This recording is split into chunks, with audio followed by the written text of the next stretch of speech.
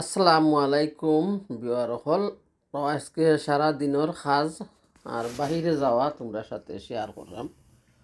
নারিকেল কি করমু কুরসিয়া নিমু কুরসন দিয়া আসলে দেশের যারা ওরা অবশ্যই জানতে পারবা নারিকেল কুরসনি আর বানাইয়া নিলাম সকালে ঘুমতনে উঠিয়া গুড়র সন্দেশ।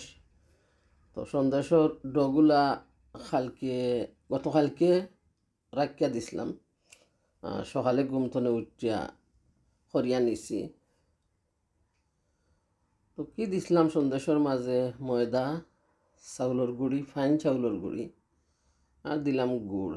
আর ওখানে কি দেখি আসলে সাগর দিয়া ফালুদা, ওইটা আমার মেয়ে নিয়ে আইসুন।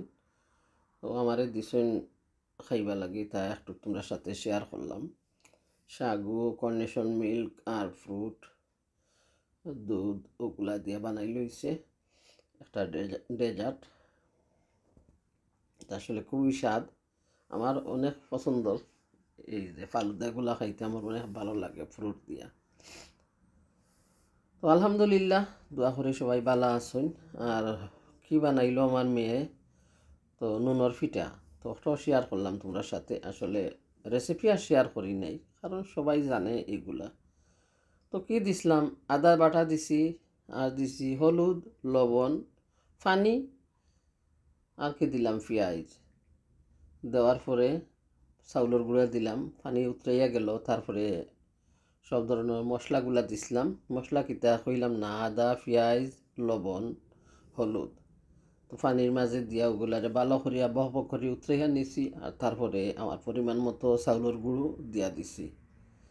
তো চাউলের গুঁড়ো ফাইন চাউলের গুঁড়ো, যে দানা দানা যেটা একটা নাই। তো আমার মেয়ে কি করলো, নুনের পিঠা বইলা নিল। আর এখন হইল কিমা বিরান করে দিতাম, বেডির কিমা আর সমোসা বানাইয়া নিব।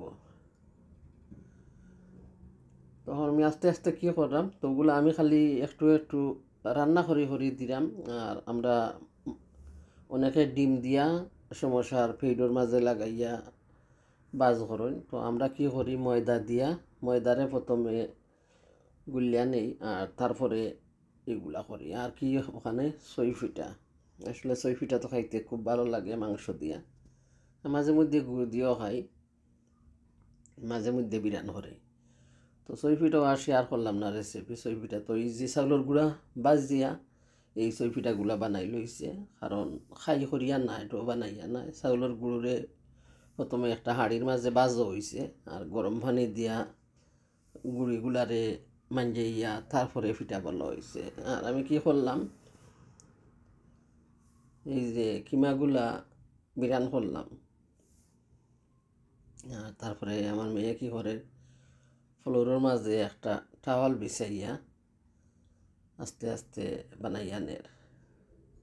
তো অবশ্যই তাকুকা দেখতে পারবা। আর আমি আজকে বাহিরে যাওয়ার প্ল্যান ছিল, কারণ আমার পাকঘরে কাজ করাই লইতো। আর টয়লেটে, নিচের টয়লেটে ঘরে কাজ করানোর জন্য। তো আমি কী করছি, যে গ্রিনউইচ একটা ইউনিট দোকান, ঘরের যে কাজগুলা করায় ওখানে গেলাম। তো দেখলাম, তো আমার ফেভারিট কালার হইল ব্লু। তো আমার বেশি ব্লু লাগছে পছন্দ। আর আমার মেয়ে সাইডা দুই ডিজাইন করতা, এক সাইডের ডিজাইন এক কালার ওয়াইড রইতো, আর কালার হইতো আর সাইড। তো যাই হোক, দেখা যাইব পরবর্তীতে লাগানির পরে শেয়ার করবো। আসলে এখনও আমরা ডিসাইড করলাম। আর দোকান অকল দেখলাম, আসলে অনেক দাম। 20,000 পাউন্ড লাগে যায় একটা কিচেনের কাজ করাইতে। 20,000 পাউন্ডে 22-23 লাখ টাকা বাংলার। তারপরে তো খুঁটিনাটি আরও অনেক কিছু লাগে, ঘরের খামো লাগে। অনেকবার করাইছি। প্রথমে যে হিসাব দেয় তারা, হিসাব তো আরও ডাবল খরচ যায়। তো আমার যাওয়া মানে সাথে যাওয়া, তো হইল আমার ভিডিও করা। আসলে তো আমিও তো চয়েস লাগবো করা। আমি যেগুলা চয়েস করছি, তো আলহামদুলিল্লাহ আমার মেয়েও কিছু কিছু যে ডিজাইনের মাঝে হ্যান্ডেলগুলা হয়তো বদলি করছেন। কিচেনের যে সিঙ্ক আমরা ওটা হয়তো থান পছন্দে সিঙ্কর ট্রাইপস একটা তোলা কিছু কিছু জিনিস চেঞ্জ করা হয়েছে আর মেজার করিয়া তারা ওগুলা নিছে তারপরে চলিয়া যাইমু টাইলের দোকানে টপ টাইলে। তো আমি বেশিরভাগ টপ টাইল তো নেই না, আমার ঘর টাইল লাগাই। আসলে অনেক দিন যায়, খুব ভালো দাম দিলা, কোয়ালিটিও ভালো গিয়া। তো তাকো পাশে ভাই বই নকল।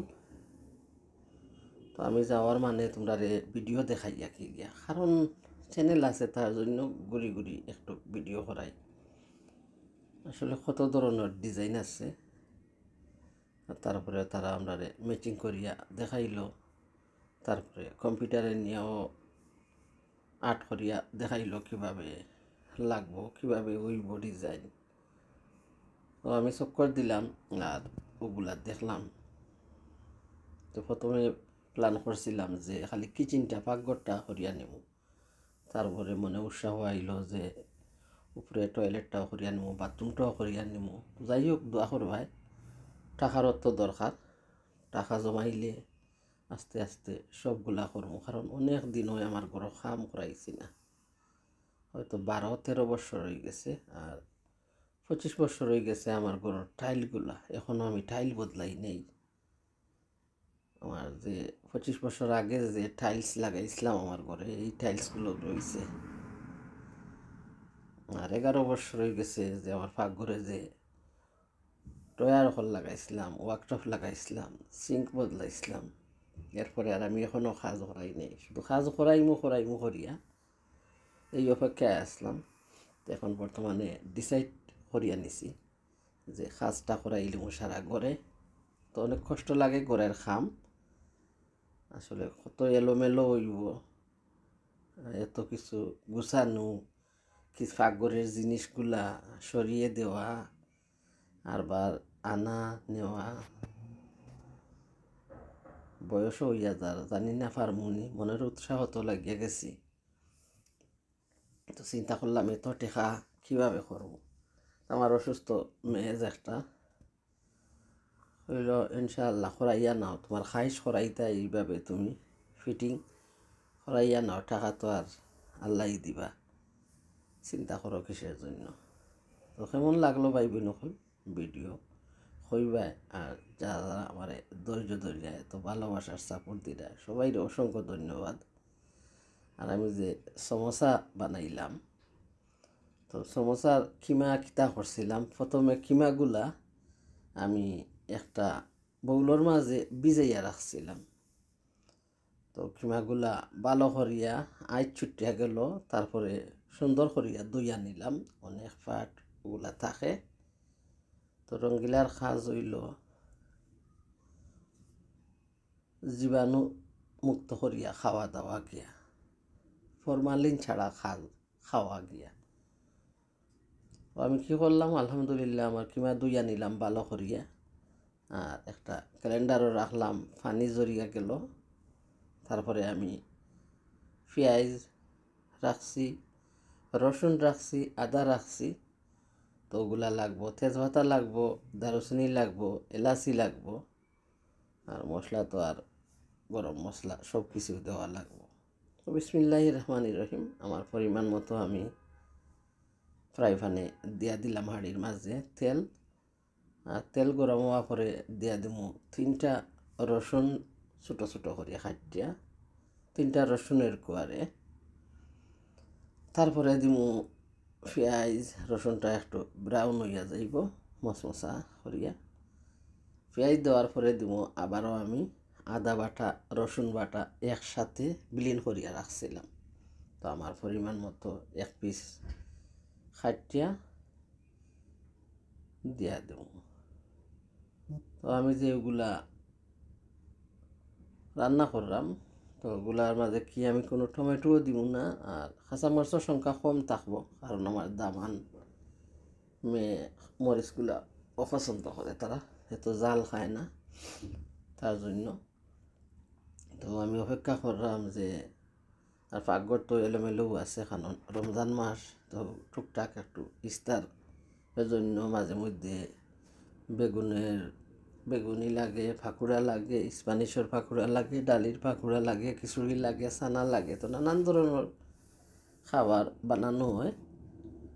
আমি আর এগুলা ডেইলি আর শেয়ার করি না, কারণ আমি এখন তো এত বেশি ভিডিও করাত নাই, কারণ আমার রঙ্গিলা চ্যানেলটা আমি এমনি রাখিয়া দিব এখন।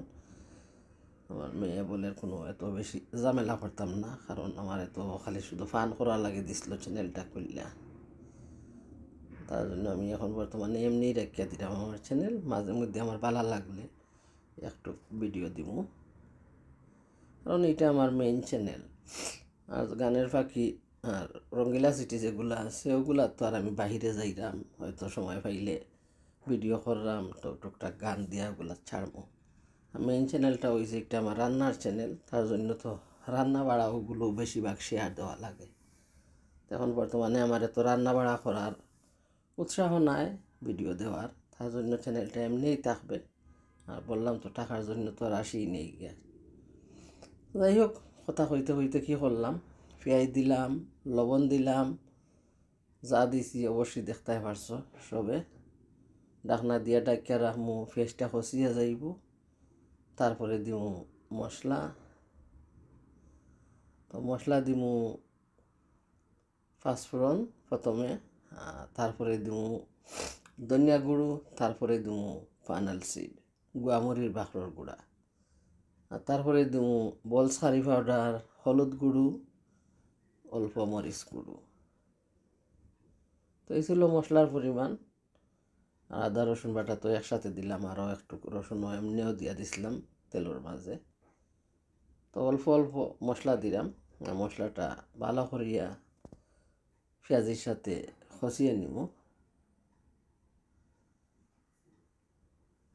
খসিয়ে নেওয়ার পরে কিমা দিব গিয়া, এই যে বেড়ির কিমাগুলা দইয়া রাখছি, কিমাগুলা দিয়া একটু নাড়াচাড়া করমু। তো প্রথমে তো মশলারে বিরান করতে হইব ভালো করিয়া। তো সকলরে ধন্যবাদ জানাইলাম, আপনজন সকল যারা আমারে এত ভালোবাসার সাপোর্ট দিরায় এগিয়ে যাইবার লাগি, সবাই অসংখ্য ধন্যবাদ। তো চ্যানেল আছে, হয়তো সময় পাইলে ও রান্নার ভিডিও একটু একটু দিব।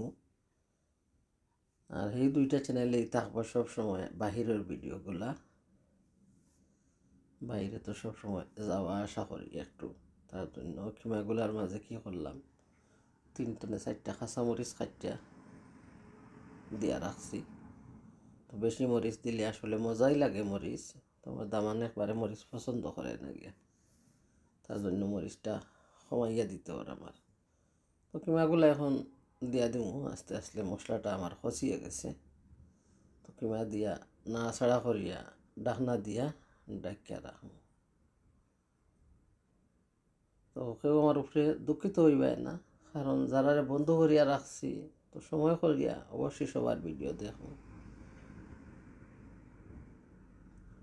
যারা বন্ধু নাই তবুও কারো ভিডিও আমার চোখের সামনে আসলে অবশ্যই দেখিয়া নেই। তো কিমা দিলাম, একটু নাড়াচাড়া করিয়া ডাকনা দিয়া ডাকিয়া রাখি। তাহকা পাশে অবশ্যই ভালো লাগবো দেখবা। কিমা দিয়া সমোসা বানাইয়া সবাই খাইবা। তো সবগুলা জিনিসের রেসিপি দেখাইতাম পারি না, কারণ